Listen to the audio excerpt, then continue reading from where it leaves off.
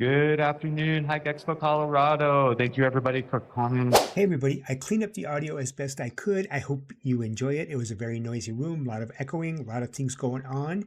So enjoy. We're going to get you started with Charles Niski today. He's going to be talking about Ageless on the Trail, discovering strength, joy, and vitality while you're outdoors. Let's give him a big round of applause. Welcome Charles to the stage. Thanks. It's morning though, so good morning. All right. First of all, let's get to know each other just a little bit. Who out there is over 70, over 60, over 50? You know, this is one of those trick questions like you might get in school. Everyone who's 70 is over 50. Is there anyone under 50? It's loud out there. If you guys want to move forward so it's a little easier to hear or closer to the speaker, that would be great. Are you all actively currently hiking? Okay. Anything else? Mountain biking? Gravel cycling? Trail running? Anything I missed? What? Engineering? Okay. How about orienteering? That's a cool one. Okay. Let me share a little bit about myself quickly, so you just get to know me a little bit more. I am just this close to being 67. Just filed for my full retirement, but I have to still work. And my boss thinks I'm going to be working till they bury me. Kind of a sad situation there. I love him though. I am currently actively trail racing and trail running, hiking, not mountain biking quite so much as I used to. I used to be a head coach and coach for a middle school and high school mountain bike team. Retired from that just 5 years ago. COVID was really stressful to be a coach with a bunch of high school kids. We had COVID protocols that we were able to adhere to, but it made a level of management so intrusive that I just had to quit. My wife and I both were coaches, and we both worked for the league. I was a coach trainer, and she was the staging director. So the people that line up all the kids and tell them to go, and she would tell jokes and entertain them and keep them from focusing so much on the race that was coming up. But let me check my notes here because honestly, this is my first live audience in forever. In another persona, I am a gaming creator. I have streamed with collab streams with over 50,000 concurrent viewers on TikTok, back in old TikTok. And those days are pretty well gone. So I can read the chat and I can just have a great time knowing that there's 50,000 people watching me. But having, a couple dozen of you here in the room staring at me is a very different thing. Thank you. Thank you so much. So anyway, if you're over 50, which we're going to say over 60 here, and you still love the outdoors, and you have been participating in a trail sport, in your case, mostly hiking, and it doesn't always feel the way it used to. Recovery takes a few days longer. Steep descents hit your knees a little bit harder. Long strenuous days demand more of you, more of your focus, your balance, and your energy, more concentration, and you have to actively recover, get back on track. So out there, most people train to hike faster, but we train to hike forever. I'm going to try to remember, keep the mic right here. Okay, so I have lived it. That doesn't mean that you have to give up, that your best hiking days are behind you. There's plenty of great hiking days ahead of you. It just simply means that your approach has to evolve to keep up with you. If you're here this weekend, I'm going to assume that you're not ready to give it up, that you're not ready to quit hiking, quit activity, just sit back in your recliner, relax, and call it a good night. Is that right? Okay, thank you. Okay. Now, one other thing is that I have a little warning here. If you hang around on the internet too much, you're going to see a lot, especially on Instagram and TikTok, you're going to see a lot of personal trainers, influencers, coaches, physical therapists that are posting videos for old people. And most of them are junk, just to be honest with you. A lot of them are set to go from the couch level, like, you have somebody help you stand up. And those, just ignore those. But then you'll see a bunch of others where they're doing some crazy, insane stuff. And those are designed by 30-year-olds. Those 30-year-olds have no clue what it's like to be 60. Tell you that right now.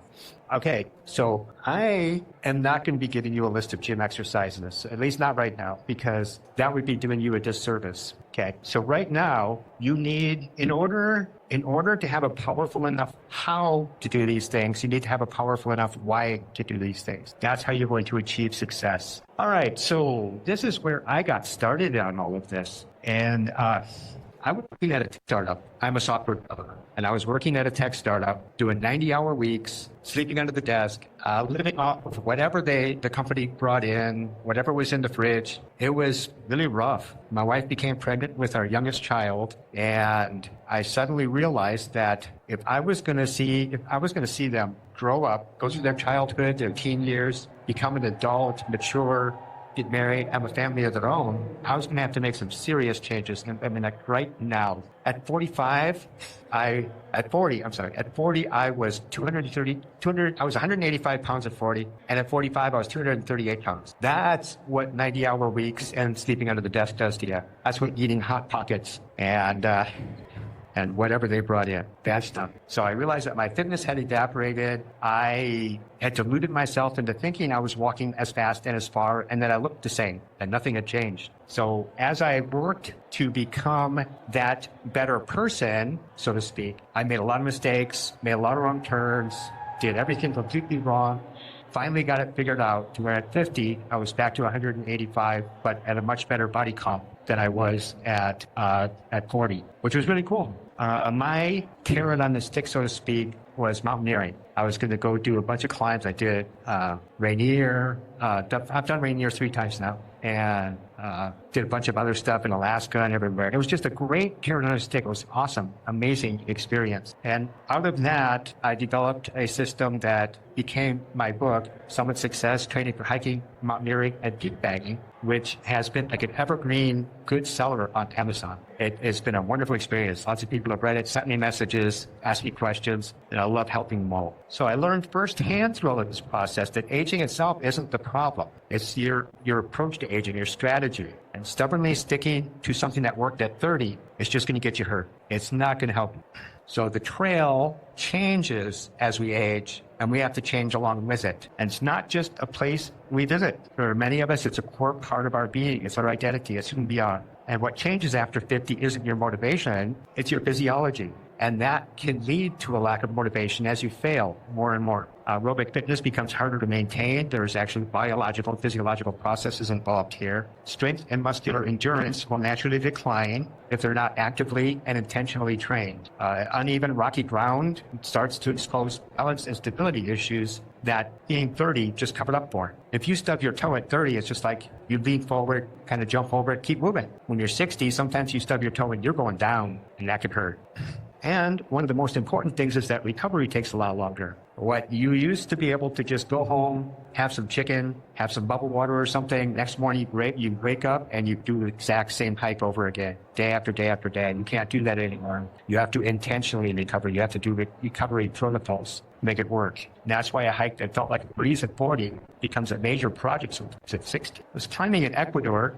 Most of the group I was with were in their 40s and 50s, but one guy was in his 60s. He had just turned 60. He had taken 10 years off of climbing to build his career, put the kids through college kind of thing. And we were on a climb. We were going to climb Antisana, a 20,000-foot peak. That was actually a really big project. We did a couple of acclimatization hikes. We did a 14,000-foot. That's the one on the left there. And then on the right, we climbed 16,818-foot Ilanisa Monte. The next day, we were doing Ilanisa Sur. So after that hike, which involves a long, miserable hike, but the top 600 feet or so is a rough scramble, kind of scary, really exposed, loose rocks, pretty rough. And when we got back down, he just collapsed. He's like, dude, I am done. I am done with this whole trip. That was horrible. Said that, climbing at 50 was a breeze. Climbing at 60 is like a whole new world of hurt, and I can't do this anymore. That was my first exposure to this idea that at a certain age, you'll suddenly be like, boom, I am done.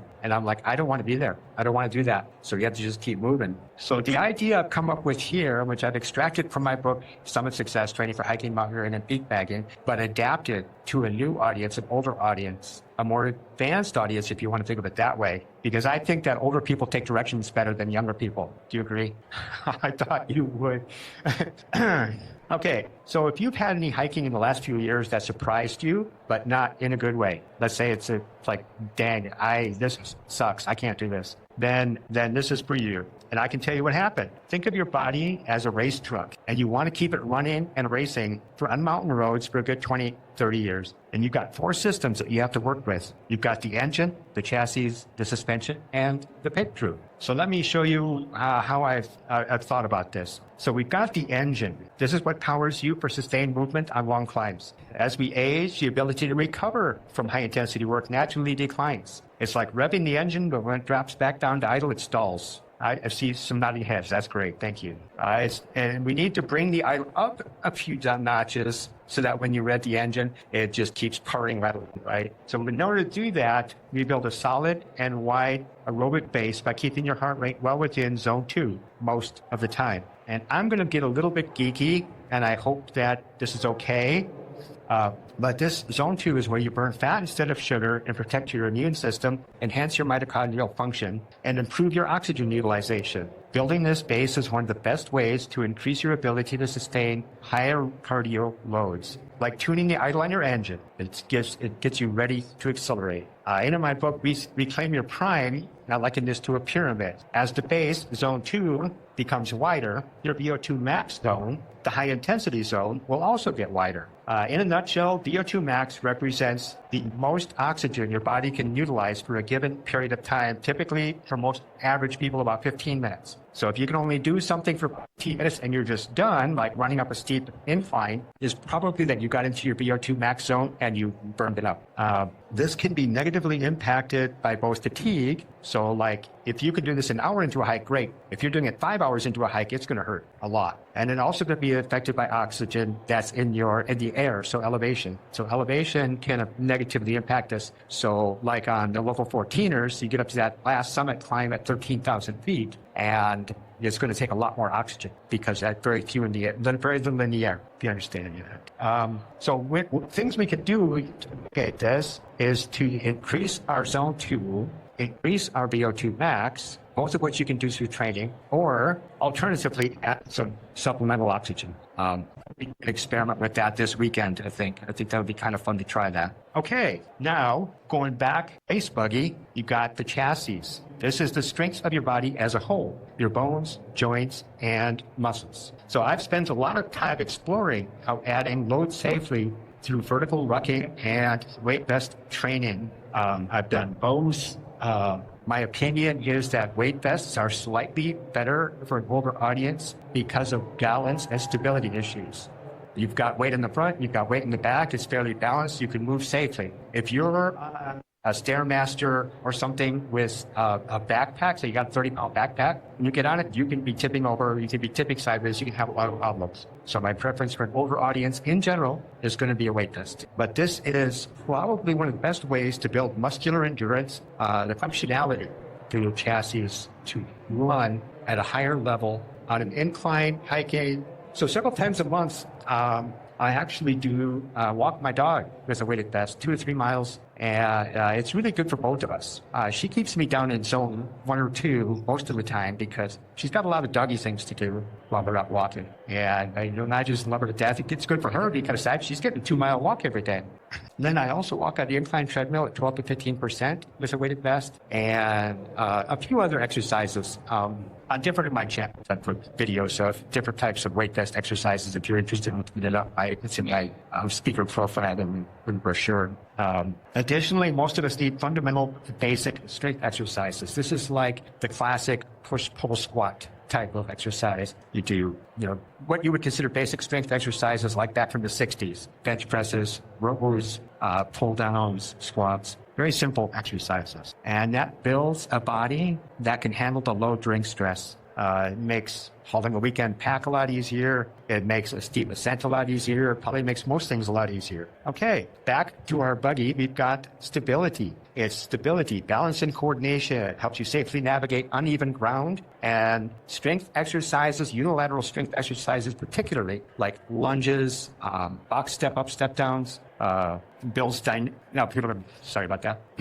And then we got to add in some mobility and stretching exercises, dynamic stretches, static stretches. Just if you're going to be stretching, be very, very, very careful. If you don't know what you're doing, get some help. Thanks. If you don't know what you're doing, get some help. You can hurt yourself really badly. It shouldn't hurt. If something you're doing hurts, find a pro to tell you how to fix it. Okay, so I've just described a bunch of these already. They might look more like PT or rehabilitation exercises, but I want you to think of them as prehabilitation exercises, the exercises you do to avoid getting PT. If you can do these things often, I don't know if it's easy to tell, but on the left, I'm doing step-ups onto the side of a treadmill railing, I'm doing lunges, holding on. I'm worried with us too, but holding onto the rail of the treadmill. Anything you can do to help your balance is good for you. So if you need to hold on, if you need, I've used trekking poles quite a bit for exercises because it allows you to have a little bit of stability while you're doing your exercises. I don't want you falling down. So it's better to get the exercise in with a little bit of balance than to not do it. And finally, back to our buddy again, we've got recovery, the picture. And as we age, recovery, fourth pillar, is no longer just what we do after training. It becomes a performance skill in itself. If you ignore recovery, you don't just feel sore, but start to lose confidence and momentum, which leads many overhikers to falsely believe it's okay, I'm just getting weaker. But if you spend more time recovering, in general, you'll be able to overcome that quickly. So this is essential here. You must try to get in 7 to 9 hours of quality sleep. In fact, I woke up this morning, my Garmin told me that I needed 82 hours of sleep now. I'm not kidding, I can put the picture up online if you want to see it, but my Garmin said, you need 82 hours of sleep. You had such a bad weekend. And I thought, okay, that's cool. That's almost like an achievement, get a little badge. I did it. I'm shooting for 100 next. Anyway, you need to eat enough protein to avoid muscle loss, which is called sarcopenia. It's a natural effect of aging, roughly 3% per year after 45-ish. If you can, in fact, there was a funny story I was shooting from a bodybuilder where one of his clients had lifted the exact same bench press for 20 straight years. And he said, I'm getting nowhere. And the bodybuilder coach, he was like, dude, you've been losing 3% of your muscle every year for the last 20 years, but you've got the same weight. You've gotten stronger, guy. So there's some bright linings to these clouds, right? Anyway, eat a balanced whole food diet as much as you can. I know the world is a tough place, but if you can eat a whole food diet as much as you can, that'd be better for you. And you need to supplement with whatever nutrients your body needs. I want to emphasize needs, because you can go almost going on the supplementing. Just be smart. Hydration. Hydrating. As you age, the nerve response, the proprioceptive response you get to thirst is wrong. You are dehydrated most of the time and you don't even know it. You don't even sense it. So be sure to hydrate aggressively. And also, even just sitting still, you're losing electrolytes. You're burning out salt and other chemicals in your sweat that need to be replaced. So be sure to replace those smartly. And the best thing in the world is you're not 30 anymore. You can't train hard day after day after day after day after day after day. Also, you can do some active things like massage, sauna, hot tub, cold plunge. Some of us react well to that. My wife loves cold plunging. We go up the canyon. We live in right at the Most American Fork Canyon in North Utah County, and we'll go up there, jump in the creek. There's a couple really good spots. I'm not a fan. She loves it. And then you've got other types of bodywork, yoga, tai chi, meditation of various types, even actually just walking barefoot in the grass. Go out to a park, go in your backyard. I saw that. And they contribute to recovery, because recovery is partly in your head. It's not just, wow, I lost my train of thought. It's all good. And anyway, for all of these things, you might need a skilled professional license. Like massage, you need a skilled licensed professional. Yeah, sure, you might have a spousal equivalent that's happy to do it for you, but seriously, you'll get much better result in general with a skilled, trained technician. So anyway, again, I've taken these all from Summit Success. I've updated and modernized them. Think of these 4 pillars as 4 bits of a table. If you shorten one, everything starts wobbling and tips over. And that's when hiking starts to feel expensive. It becomes more effort, more soreness, less joy. You need to build your own custom roadmap for a lifelong adventure. I'm happy to help you with that, but you need to build your own custom roadmap for your own lifelong adventure. So focus on these 4 foundational pillars of ageless hiking fitness. So we're going to train for the trail. How do we train differently? First, stop wasting energy on junk miles. Unless you know for sure that you need those miles for a valid reason, like me. As a trail running racer, I need to do about 30 miles a week in order to stay in form. If I wasn't doing that, those 2 miles a day with the dog, that's 10 miles a week. I'm great. That's fine. That's all I need. And the same with your weights. If you're doing 100 dumbbell curls with a 1 pound, a little pink dumbbell, you're doing 100 of those, I don't think they're helping you as much as you might want to think so. It's probably better to pick up a 15 and do 10 of those. And this is the best one. If hiking is your main activity, because it's the thing you really want to do, it's the thing that makes you shine, maybe step back on a little bit else in your life to make room for hiking, to make room for training for hiking. What can you cut out? I mean, pickleball? Can we get more pickleball? Nobody's, there's a laugh. Okay, thank you. Or is there a possible way to turn a possible waste of time into a positive? Like me with the dog. We're out there 2 miles a day with the best dog. That is training for hiking. Then you need to add some real strength work. Again, I mentioned the dumbbells, real strength work. You need to build the body that's trail bred. We're not bodybuilding, we're building resilience. We're building durability. You'll need some specific movements like box step downs, Romanian deadlifts. I can give you a list if you message me somehow. I'm happy to help you. It gives you powerful fatigue resistant strides uphill. Give you a little bit more resilience for the downhill. The downhills will kill you. And equipment, tools, age equalizing acts.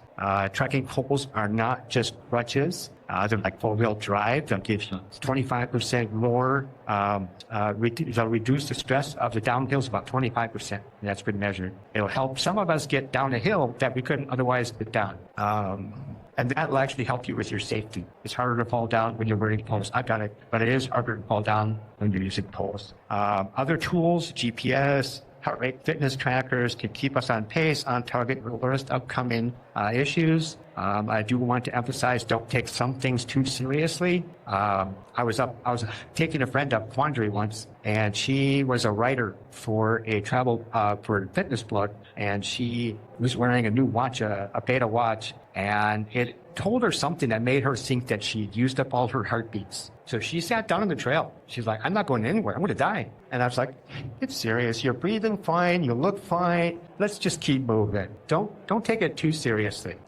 Supplemental oxygen, like we mentioned before, that can make the difference between success and failure for some of us, even on what might be a relatively mellow sounding trail. And it's not just altitude. If you are panting, if you're breathing hard, maybe you need a snort of oxygen. Other things, caffeine, sports drinks, gels, those all could be types of tools that all of us could use safely and moderately. I don't want you slamming monsters on your next hike. Okay, so this is your actionable weekly template. I want you to leave here today with a practical blueprint. You don't need a full-time, exhausting training program. You need a rhythm. You need a rhythm you can stick to. And here we've got 7 days. Okay, got 2 strength sessions, focusing on your trail-specific movements as much as you can, 2 rolling base building sessions, 1 balance session, and a long hike. Or if you can't get outside, a long, loaded treadmill hike, if you could tolerate it. I actually love the treadmill because it's really fast and simple and easy to manage. It's in fact, that's why I wrote my book, Summit Success. It was at the time, 2014, it was kind of a leap that you could train on a treadmill. Then, of course, you need 1 real intentional recovery day, whatever that means. Okay, so how many of you are already doing all of these? Sweet. Wow, that's more than I thought. Okay, how about some of these? Nice. How about 1 of these? Nobody wants to admit to it. Okay, how about none of these? Okay, you're a great Trump. Love you. Okay, so yeah, I get it. Life happens, but every day, every week, every month won't be perfect. I can tell you for sure about that. I've had some injuries recently that I've had to deal with. I'll tell you more about that in a minute. And we need to deal with this mental exhaustion. Looking at failing over and over and over and over builds a mental debt that's hard to come back from. You're going to be really feeling down. You're going to be feeling beat up. And I think that especially as you get older, you start to give up faster when you feel that mental drag. Sorry. Okay. Then one question I've gotten a few times from people, from my readers at Amazon, is how do I tell the difference between between normal aging and an actual injury? And I have to say that I am not a trained medical professional with a license, so I can't diagnose you. That's going to be on you to sort out. Okay. So let's start with the green flag. That's normal. You might require a slower warm-up and have some mild muscle soreness you have to live through. Might need an extra day of recovering now and then, and that's normal. In order to make progress, you have to go slightly past what your body can immediately recover from. And then when you take a day off and then you come back, you're going to get stronger. That is normally how bodybuilding, anything like that works. Go a little bit farther what you think you can do, get stronger. As we fall victim to aging with sarcopenia, mitochondrial dysfunction, and one issue is, like I said, with the bodybuilder example I gave you, that 3%. So in order to continuously progress past that, you're going to have to keep riding that line. You're going to have to keep working hard. Just stay on to what you don't want to lose. Okay, the yellow flag is a recurring pain in the same spot. Sometimes you need to walk different, limp, change your pace, slow down a little bit, shift your load, move your weight from one side to the other. And right now is a good time to decide if it might be better to take a few days off, greatly reduce your training volume, cut down miles, cut down your load, so don't use a weighted vest for a few days, and then maybe even get a quick opinion from a skilled professional licensed medical person. Okay, the red flag, that is visible joint swelling. It's going to be a sharp joint pain that immobilizes me. It's a deep fatigue that never really clears. It's a full-on stop signal. It's your body crying out for help. Don't ignore it. Be smart and get help. If you hit a red flag, don't push through it and hope for the best. One of the most powerful things an experienced hiker can do is know exactly when to push and when to stop and listen. On the trail, you might become stuck. You might have no choice but to carry on. We try to train to avoid that and understand when to step back at just a notch. Just recently, I had that experience. I am doing a local trail racing series. It's 3 Wednesdays a month, basically, day called. Okay, and they're usually at the base of local ski areas, about 4 to 5 miles, and about 700 to 900 foot of gain and loss. So the first race of the season, I was doing awesome. I beat my last year's time by 7 minutes. I got in a good groove. We were running down that hill fast, and hardly anybody passed us on the descent. It was amazing. I loved it. Felt great. Took a few days of rest, and then the following Monday, I did a VO2 max work on a treadmill set to a decline. Big mistake. I felt that in my knees really bad. So I skipped the next 2 races in the series, went and visited my orthopedic surgeon. We got that dealt with a little bit, and then I haven't done another race since. I'll probably be doing the one this coming Wednesday, which hopefully be fine. But did I fail? No. I learned something important. I can't do a VO2 max workout on the same week that I do the race. Okay. Now we're going to talk about joy. So it's so amazing. All right. So can you do the bucket list hikes that you've always dreamed of? Yes, I'm sure. As far as I know, you can. What do you think? Who has bucket list hikes? Sweet. Who is concerned about success or failure on your bucket list hike? Nice. I'm glad you're honest. Thank you. Okay. So achieving summit success might require a longer runway to prepare. Give yourself plenty of time to train if you think you need training. Set a conservative pacing strategy. And sometimes you need a different mindset. Success might mean finishing strong, enjoying the scenery, hiking with friends, feeling good the next day. I love that one. If you do a long hike and you feel good the next day, you did everything right. Check in the series. Tell it. I think I've gone over my normal time into the question time, but hopefully we can make that work. Don't try to get to summit at any cost. This is a very negative thing. And don't let the fear of slowing down rob you of the outdoors. The trail doesn't care about your pace. It only cares about your presence. Although some of us, I mentioned community, but some of us are inner directed and we just love being there by ourselves and we're fine. That's more like me. I'm going to skip this next story so we can get this done here, unless somebody in the questions begs me for it. Okay, so I want to leave you with a challenge and an invitation. Don't just wonder whether age marks the end of your hiking life, but instead commit to evaluating and transforming your strategy so it matches the mountain and it matches you and your future abilities. Train specifically, treat recovery like a critical skill, keep your big dreams, but update your methods. To make this easy for you, some of you on there is taking pictures. So this is the very bright screen. I've got a QR code there. I'll leave that up for you. You scan that and fill out the form. I will send you a cheat sheet based on those 4 pillars for you. And there's no obligation. I'll just send that to you. Okay. So now this is it. This is the time to ask me anything. Typically, I'm supposed to ask you to ask me questions about the trail concepts I was presenting to you, but I'm going to say, ask me anything. I'm good with you. It's going to be difficult for me to hear you, so I'm going to step forward and hopefully. Did I do such a great? Has any questions? Holy crap, dude! I love it. I love you. This is awesome. Here, I'll give you some finger hearts then. So anyway, since I've got a few minutes to kill and nobody's asking me any questions, I'm going to go back to my story because it's kind of a cool story. So I climbed Quandary. I mentioned climbing Quandary with a friend. And I climbed it. It's a Colorado 14er if you're from out of town. 50 times, 25 on Strava. Anyone on Strava? There is a free version, and it really helps to track your stuff. And a tip: don't call something a hike, call it a trail run. Because if you call it a trail run, you get better statistics. Anyway, I last hit the summit in October of 2021, had a whole bunch of injuries and illnesses, all kinds of stuff got in the way. And I tried it in December 2024 and failed horribly. Worst quandary ever. I think that's what I called it. Strava was worst quandary ever. I went back in November 2025 after a season of trail racing, training. I thought, I can do this, but I really need to hit the top for my own inner peace and well-being. So part of that was a commitment to stay in zone 2 the entire climb. When I got to that last summit ridge, I was like, I am barely moving. This is horrible. I'm so ashamed of myself. But I did it. And I didn't even have to stop to take a few breaths, which is really cool. Like keeping my heart rate down that low, I just walked up it. So with the right training, the right mindset, and I took what could have been a horribly negative experience and really crushed me and turned it into a net positive. And that's one of the feelings I want to leave with you, is the knowledge that if you train very intentionally, you can do your big hike, you can do your bucket list, you can do your dreams. And aging doesn't have to stop you. You can be ageless on the trail. Anyway, I've got just a few more minutes. If anyone does come up with any more questions, okay, I guess I'll turn you loose. I had a lot of fun. I hope you did too. Thank you. Thanks. Thank you, Sean. A very movie today.